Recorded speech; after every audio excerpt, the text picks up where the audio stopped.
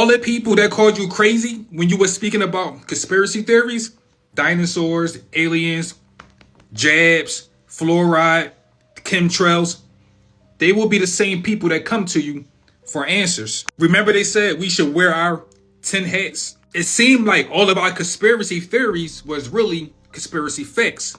These people eating babies. But when spiritual people try to warn people and say that aliens control this world, they laughed at us. It's not funny now. This video is about to get a little dark and a little deep.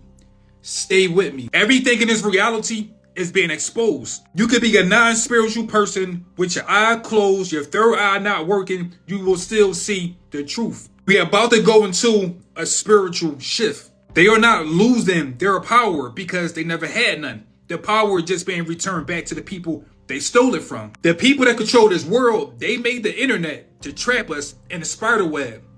It backfired. Now more spiritual people are communicating with more spiritual people worldwide. So many people are activating this, they are seeing through the smoke and mirrors. So when these people talk, we just laugh. We don't take it serious. And the people that do take it serious, let's just say they're NPCs. An NPC job is to make sure you don't wake up. You ever talk to someone about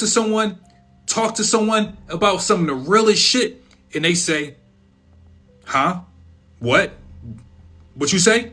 I don't want you to think that you are the problem if you can't wake someone up. The real problem is they was not designed to wake up. They are a part of the circus or the big ass stage. I hear so many people speaking about frequency and vibration, but they never tell you what is frequency and vibration. Every time you have a thought, that's a vibration. And what it do, it travels throughout your body. That's a frequency. That's why they say always have good thoughts. You are creating your own reality. Yes, it's really true. So please try to save your energy because you cannot save or wake up other people. Everything in the dark will come to the light.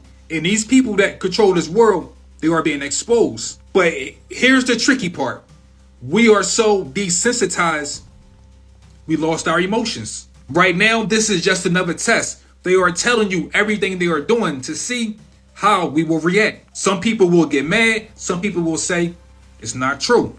That's the test. You are the test. If nothing happens over this Epstein stuff, you may as well give up on politics. If the fact that we now have confirmation that what the conspiracy theorists have been saying for years is true, that Pizzagate is real, and that there's no such thing as left and right, there's no such thing as a sovereign nation, there's just ultra wealthy people exploiting the poor to the point where they can get little girls and do whatever they want to them on an island, and all the evidence of it can exist, and instead of there being any repercussion at all, it's going to be discussed a little bit by a few people on Twitter, and they're going to continue doing exactly as they did before. If nothing happens over this Epstein stuff, if there's no mass raids, mass arrests, mass public trials, you may as well just give up on politics. May as well just give up. The system is so rotten, it's never going to be fixed. Even transparency isn't fixing any of this stuff. And the reason for it is not because the elites are actually so smart. It's not because they have all this power. It's because the crowd is apathetic. You care because you're on the internet, you're on Twitter. You might be watching this video on Instagram and you mentioned it to your friends sometimes. Well, by and large, nobody gives a shit. They've got us so distracted trying to pay our own bills, arguing with each other, have a problem with our neighbor over the lawn being mowed, don't like a black guy, don't like a white guy, don't like Mexicans. They put Bad Bunny in the Super Bowl. He speaks Spanish. That distracted most of you.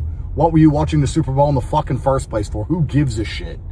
The fact that they can distract people so easily, they can divide people so heavily, means that most people at home are apathetic. They don't give a shit. If you walk around, I'm in New York now, you walk around New York and say, have you heard about the Epstein thing? Most people go, yeah, I heard. But they don't really care because they got to pay their bills and they have enough problems and they're stressed enough and they weren't there and it's someone else's problem to fix. They've got us so massively demoralized to the point now that every single conspiracy theorist can be proven true, and that you can know you are paying taxes to evil billionaires who intend on raping your daughters, and still no one's gonna do shit. Nothing's gonna happen. The system's gonna keep on limping on. And you're going to pretend that this Epstein expose sticks something. Oh yeah, I'm sure Epstein was the only man who knew girls for the elites, I'm sure. Anyone who's been anywhere near the top, let me tell you, there's plenty of guys like him. Plenty. Hold on, wait a minute, because I ain't from here. It's a free country, but y'all leading the entire planet in incarceration? Where that music coming from? So hold on, separation of church and state. So why is saying God we trust on your money? What the hell going on in here? What the hell going on in here? So this is the richest country in the world? So why the hell everybody living paycheck to paycheck? Oh shit, what the fuck going on? Okay, so education is the way to success. So why do y'all make it so expensive? Y'all paying teachers what over here? They don't know why you don't celebrate 4th of July. What? So it's your right to protest over here, but when you protest, they shoot you in the face with rubber bullets because you protested? What? Where am I?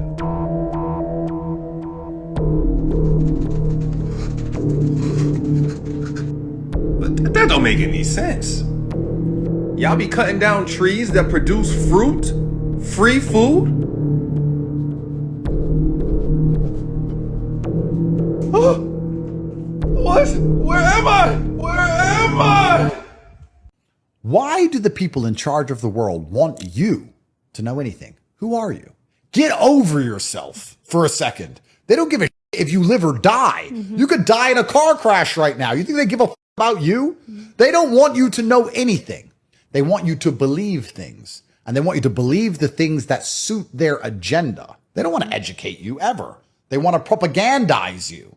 It's kind of amazing how arrogant people are, where they go, oh, well, I read this, I saw this, I'm informed. No one's trying to inform you, friend. You're not important enough. You don't get presidential briefings. Nobody gives a shit about you. You're another nobody cockroach in traffic. So no one wants to inform you about anything because you have no power or capability. Nobody cares about you. They want you to believe certain things so that you'll continue to waste your life energy. They want you to believe certain things so you'll continue paying government taxes, even though they hate you. They don't think about it. So let's think about it for everyone at home. Let's think about it. Someone comes up to me, Andrew Tate, Israel is your number one ally. I said, well, they never pay my rent. So they're not my ally. They don't cut my grass. Now, what do they do for me? It turns out nothing. So who are they allies to? Well, are they allies to the government, who are also, it seems to be, my enemy? Are they allies to the people who I don't trust? When those senators who are robbing everybody and stealing all of the money and inflating the currency stand up and say they're our number one ally, maybe they're your number one ally because you can get an Israeli passport and disappear and hide because you're a pedophile. Maybe they're your ally, but they're certainly not mine.